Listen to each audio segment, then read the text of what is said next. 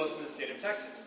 Well, you'd be right for being skeptical since 3 is not that many. But let me explain why those are the only 3 that I pointed out. And that's because with these parachute shields, sometimes the bottom plate will get too heavy to sustain itself and it can break off from the ceiling and fall. And this did happen quite a bit in here. We did have more parachute shields up there, but they ended up breaking off and falling. And we do have proof that they were up there, because if you take a look back up the ceiling, you'll notice the white splotches.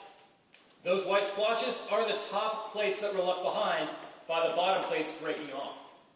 And you can see we have these just scattered all over the place up here. And this shows you 2 things. First, it shows you just how many of these that we had, but it also shows you exactly where each one of those parachute shields used to be before the bottom plates broke off and fell.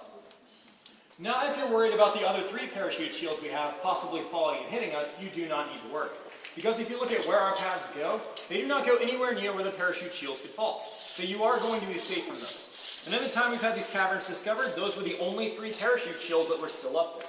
So those are very stable. They survived all the way through the development of the caverns, and you can see they're still up there today. But to be honest, most of the guys that did this tour are kind of looking forward to seeing at least one of them fall.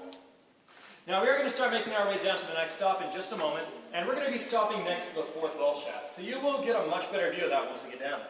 However, we are going to have another tour group that will end up passing us on their way back to the surface. So what I need for you to do is while we're going